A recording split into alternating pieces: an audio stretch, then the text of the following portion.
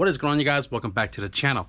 I've been working on the KRX for the last 2 days, just doing a bunch of off-camera work, and we are just about ready to button it up. Now, the last two things we need to do with the KRX here is to install the radiator and also the intercooler along with the charge piping. Now, depending on if I decide I want to change the configuration of the radiator and intercooler setup from the blue sedan to the KRX, we might have to modify the charge pipe, but that's not a big deal. So another thing I want to talk about really quickly is the GoPro setting, guys. The last 2 days I've been tinkering with the settings, trying to find the right setting that works for what we do here on the driveway. We're not out in the sun all the time. We're not like in the super duper darkness of like the garage per se, but trying to find the right setting to be under the canopy where the car currently sits. And I think in the last video using the Hero 13, the video was kind of dark. I think it looks good right now, but we won't know until I get the camera outside and start filming this vlog for you guys. So just bear with me. We're playing with the GoPro. I'm up in the air about getting a different camera for what we do here, but you know, I'm trying to make this work first. If you guys remember my silver sedan, I chopped the lower support off and I made a custom detachable unit where I placed the radiator and the intercooler more towards the engine itself to ensure that I don't cut the bumper grill. Now, doing that, damn, look at the exposure. Gotta change the setting for when I'm outside. My goodness. But anyways, doing that allowed me to keep my bumper grill and achieve that sleeper look. So I'm kind of up in the air about doing the same thing with the KRX. Okay, the quality looks a lot better here than it is when I'm out in the sun. What do you guys think? Anyways, the KRX, I'm really just trying to like refrain from cutting my core support out because this is a virgin core support, but I know for sure I'm gonna have to cut this section right here for the backdoor intercooler. And what I was talking about was this entire lower support was gone, so that way we can make new mounts for the radiator and intercooler to push in, so that way we don't have to cut the grill, right? But if need to be, if worst case scenario, I have a spare bumper, an 8889 bumper that already has the grill cut out. So if I need to use that and chop the lower support, I guess that's what we got to do. But because we are cutting a virgin core support, I'm going to try my best to retain as much of it as possible. This is the radiator setup from the blue sedan. It's a Sirocco radiator flipped upside down to use the ins and out on the driver's side for a K-series, and it is using a DIY fan shroud along with a small 12-inch fan that draws over 1200 CFM. This thing works beautifully, no problems whatsoever in my blue sedan, in my wagon, in my silver sedan, and a few other projects you guys have seen here before. But I'm going to be changing out this radiator setup for a couple of reasons. One, it's a little beat up. I don't have any issues with it, but it's a little beat up. And if I'm going to build custom tabs and everything for the radiator intercooler combo, I may as well build it for, you know, the setup that's actually going into the car. So I bought a new radiator because this radiator is a little bit longer, and that's the same identical radiator but shorter, and it's actually the same one that's in my silver sedan. And one of the biggest reasons is because that one right there being a full size, it actually hits my alternator right there, and over the last 2 years the fan shroud have punched the grill out of the alternator, so I don't want that issue again. And also because we have a scatter shield and we can't push the radiator too far back, I'm gonna have to fight my OCD a little bit because I like things to be symmetrical and equal, but I might have to offset my fan more towards the passenger side so we can clear the scatter shield over here, which I think is going to interfere with this piece if I decide I'm going to suck the intercooler in towards the engine. But I guess enough with the yapping, guys. I'm just going to get right to it, because by the end of this video, this car should be assembled and back on the ground. I took my mid plate from my blue sedan and test fitted it on the front wheel drive transmission, and it bolts up. So it looks like I'm going to install this mid plate as well, and it'd be easy for me to make the mounts and weld everything in before the radiator and the intercooler. So now I'm going to get some cardboard, make some mounts, cut it out of metal, and weld it in place. Cardboard mount.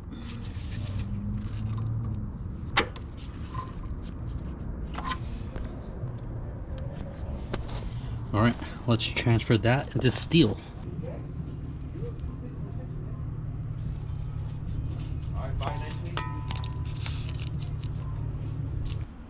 That right there is our ear tabs for the mid plate to the traction bar.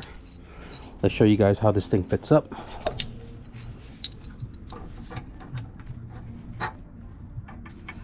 Woo! Snugged up on that traction bar. What gap? What gap, boys? Alright, this one, just like that. I'm gonna put the nut on there just to kind of make it a little snug. I do want a little bit of gap so that way the mount is not like squeezed in between the ears, and burn this thing in. Woo!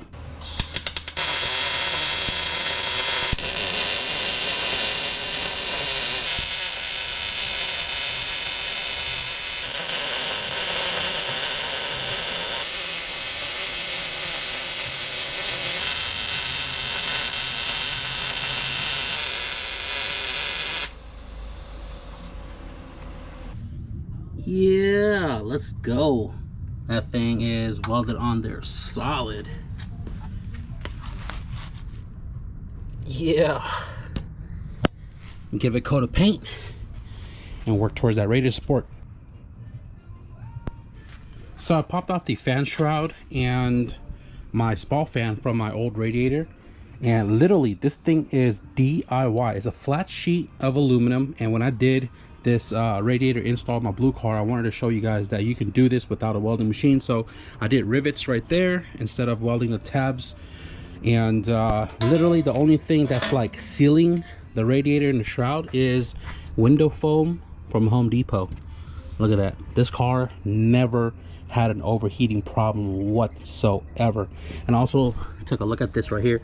This end tank tab is smushed in a little bit because of how much the blue sedan took a beating on it from the alternator when I didn't have a mid plate. When I threw the mid plate on that car, I didn't have any more rocking issues. But we're gonna, I guess, kind of just put this thing away on standby. I mean, it's still a good radiator. I also don't shoot in 4K because 4K on the editing program that I use, it's super slow to render the video on the program, and it makes it hard to edit.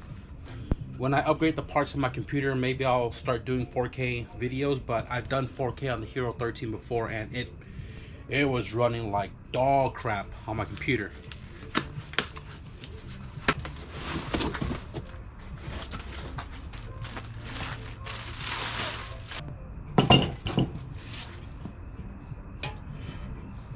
I want to show you guys a size comparison between the old radiator and the new one.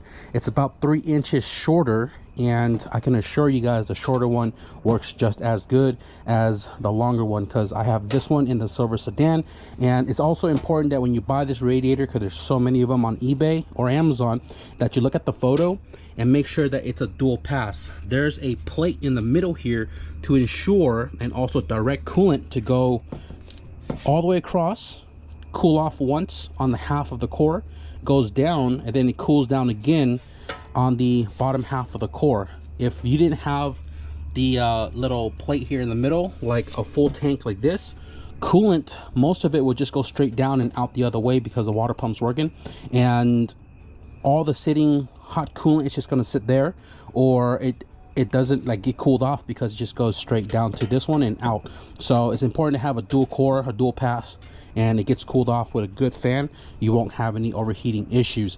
So right now I'm pretty much just going to weld that barb shut because we're not going to need it, and also just fit up the shroud and the fan to this radiator, modify the tabs if I have to, and I'm still unsure what I want to do with the bottom core support here. I told myself to suck it up and stop being a bee, so we're gonna cut.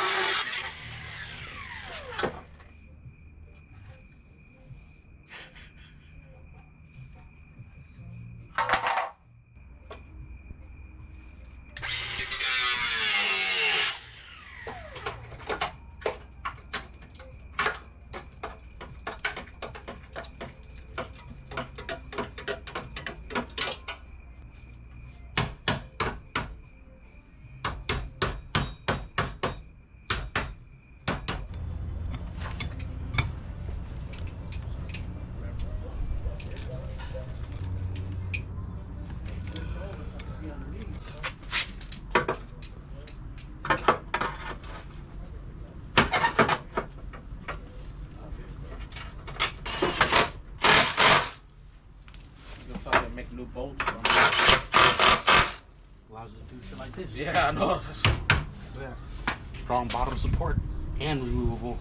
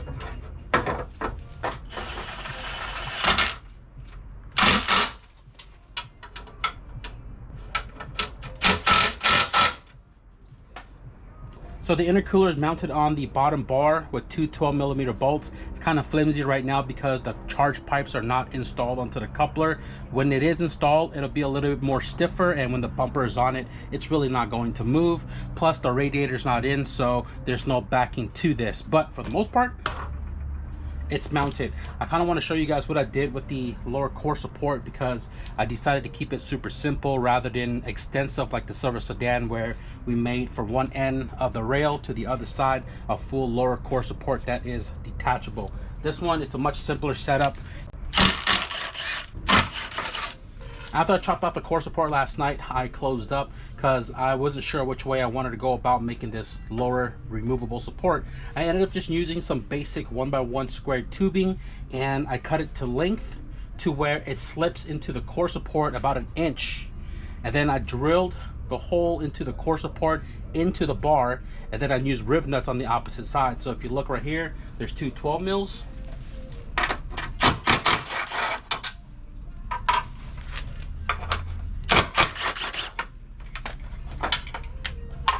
This just pretty much slips out like so. Very simple. And then I centered my intercooler, marked it out, and then I put two riv nuts for that, two 12mm to hold the intercooler up into place. And this is as simple as it gets. Literally super strong and rigid, and removable for if ever the engine comes back out. So now I can mount the intercooler onto this bar, and then we can mock up the radiator on the opposite side on the workbench rather than inside the car.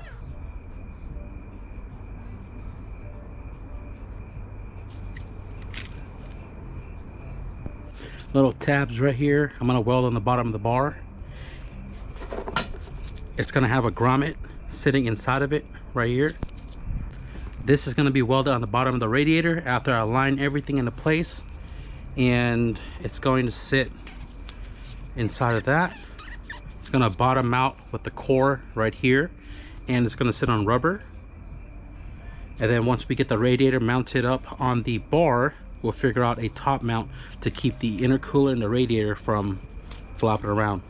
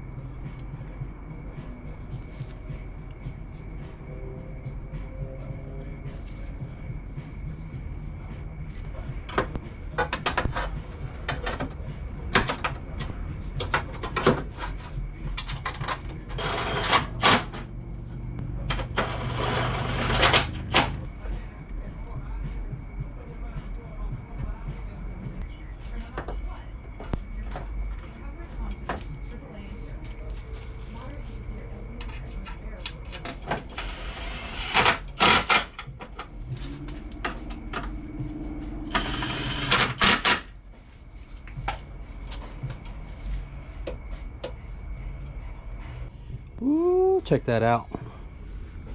Check that out. I am happy with that. Again, I just got to figure out how to mount the intercooler to the radiator so that they stay together, but I'm stoked about that. I can probably do the T-bar and then like make a tab from here to like that point right there, because I did have it here originally, but that was positioned for the EF sedan. So if I took that L bracket right here per se and make something like that, or a little taller, I have a bunch of L brackets that I can use and like push this as far back as possible and then mark it out, weld it right there, something like that. That'll do it. And then like the silver sedan, I have tabs that come up to mount to the radiator here, but I can also make brackets to utilize these holes or something. But I'm super stoked on how this thing is coming together, and I'm probably going to continue tomorrow because I hate working into the night. It's not the night that bothers me, it's working late into the night. It's like 10 o'clock right now and I don't want to make any more noise, but at the end of the day, we're not in a rush. We're way ahead of schedule. HDAY is still a few months out, but I'm stoked about that. I don't have any more flat stock, so I'm going to turn this 1x1 square tubing along with these little grommets you can get from the assortment from Harbor Freight. And I'm going to turn it into my radiator bracket that's going to mount from here to one of these holes over here.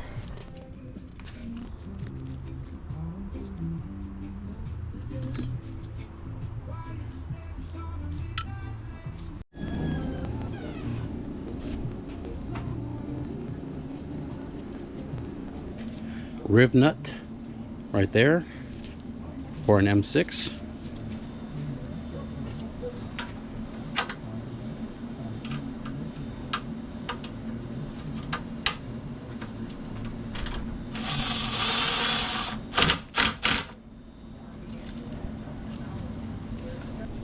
Looking good, looking good, pretty sturdy. And there's only one, so let's go ahead and knock out the other side.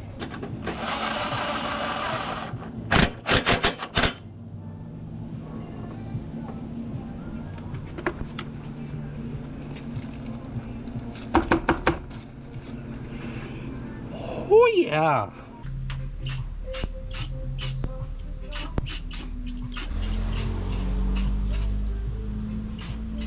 I'm gonna be real with you guys. I know I said by the time we cap out this video, the car will be back on the ground. Now, while I was working on the car, I realized the downpipe is not connected to the exhaust system, and I don't have the 3-bolt flange to make the test pipe the foot that we need to connect the two together. But I am still going to chip away at the car and get it done for the most part under the hood. The bottom core support, you guys saw I sprayed it all up. It looks really good. I remounted the intercooler and finished up the radiator, the spall fan, the fan shroud, the radiator hoses, all done. And I'm super stoked that we actually have a ton of space between the scatter shield. Now, I ended up putting the fan dead center because of the space that we have. It's kind of hard to see with the GoPro, but we have space, so I just dead centered it instead of offsetting it. But I did have to trim the bottom hose just a little bit, like an inch, to get rid of kinks. But for the most part, the radiator all done, bracket all painted, looking freaking awesome. Intercooler, stout, Resto Tuner hardware, looking really good. I am going to change out the rest of these when everything's all set and done. A few more things to do here in the engine bay is the charge pipe from the turbo to the intercooler, and then intercooler to the throttle body. Might be a little bit different because we swapped out the RBC manifold, but I'm hoping that for the most part these are the same and this is going to be somewhat close. So let's go ahead and grab our charge pipes and see how they fit up.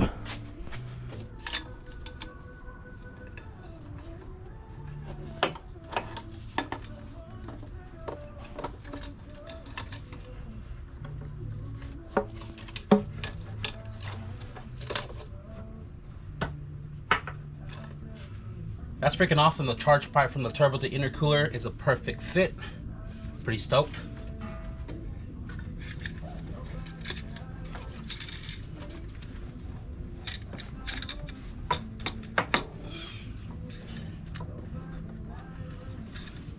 So it looks like the cold side charge piping from the intercooler to the throttle body is way off because the RBC manifold sticks up more where the S2 rep sits more curved down, and you can clearly see the difference. Because I don't have another flange for the tile cube blowout valve, I might have to modify this one, but it looks like I might have a little interference with the IAT sensor right here on top of the radiator hose. Let's figure something out.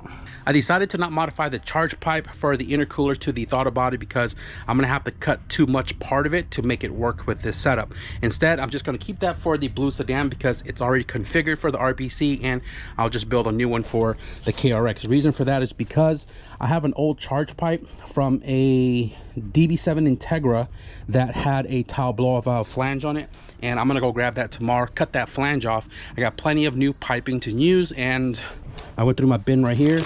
I have one more Just TIG IAT sensor bung right here. You weld it on, put the IAT sensor in there, O-ring, clamp it down with 2 screws, and that will secure the IAT into the charge pipe. So I'm just gonna build a brand new one, and also just realized I don't have any more 3-inch stainless to do a test pipe. So I'm gonna have to go pick that up and also again order the flange. I might even convert to V-band. I'm not entirely sure yet, but one more day of fabrication, this car will be done. But as far as right now goes, one more thing I want to do with the KRX tonight is fit up the front bumper. I'm gonna show you guys a quick little trick to kind of take some weight out of the OEM front bumper crash bar. If you guys didn't know, this giant piece right here, you can remove it off this little thin one on the top. And if you guys know the JDM bumpers come with a front and rear thin bumper support. So all this chunk metal, we're going to be taking it out. So if you look, this bottom support, it's only held on to the top with spot welds. There's 2 right there. There's like 2 right there, 2 right there, 2 and 2. Now, if you decide you're going to drill all of the spot welds out and separate this top from the bottom piece, the only problem is you're not going to have a mounting point for this guy to the front bulkhead right there. So you can go about this 2 different ways. You can get a piece of flat stock, which you can probably cut out right here, a nice little square, and then you can weld it here to the top support, right, on both sides, and then cut all this out or drill it out, whatever you want to do. You can cut it all the way out, and then you'll have the top support and still this piece here, because it's welded together, to mount this and the bumper back into the car. What I'm going to do, because I don't feel like, you know, welding or cutting a big plate out of it right now, I'm just going to cut and trim the top section here to keep these tabs still attached to the top part. So I'm going to trim away all of this around here, trim all of this, cut it right there, cut that one, and then same thing, trim it all the way. You guys get it, right? So I'm going to show you guys what it looks like.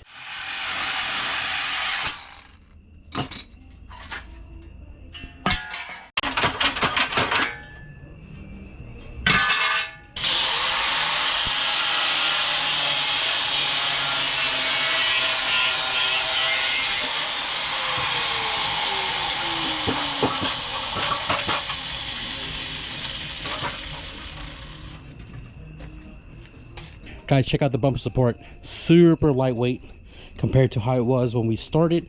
And I did define the lines a little bit more. I cut a lot of little pieces off to kind of shape it up nice and symmetrical, and also deburred it. But this right here, I don't know the exact weight, but we took off quite a bit. I'm probably going to do the same to the rear bumper whenever I get to it, because I need to fix the license plate light as well too. This is the heaviest piece right here, and now it's like super light. So I'm going to reinstall this back into the bumper, and then we're going to test fit it to see how much we need to modify the bumper to get it to fit back into the car with the intercooler. I grabbed my bumper right here off the floor to put on the table, and look at this guy chilling. There was 2 of them. I don't know where the other one went, but you guys know the deal. Yaga. Painted the bumper support so it doesn't rust over time. Got the screws secured into the bumper, And what I'm going to do right now is I'm going to cut this off right here and this off right here, because it is the 2 points that sticks towards the intercooler more than the rest of the grill. So I'm gonna knock that off beforehand.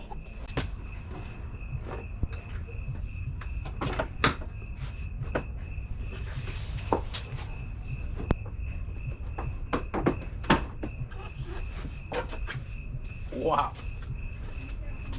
Wow. Wow. Oh my goodness. Literally, these are the only pieces that I cut off from the bumper.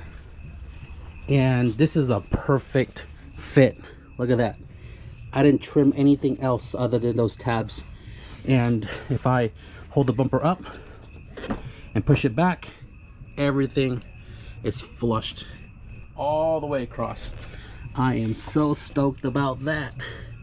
I was debating on like cutting more squares here, just so that air can go into the core and cool off the air that's going to go into the intake manifold, because from the turbo it goes through this portion and then it goes up here and then to the intercooler. But man, I'm super stoked about that. Hell yeah, brother. Oh, and I don't have the tabs for the license plate, and the middle bracket is gone, so I'm gonna have to improvise something here.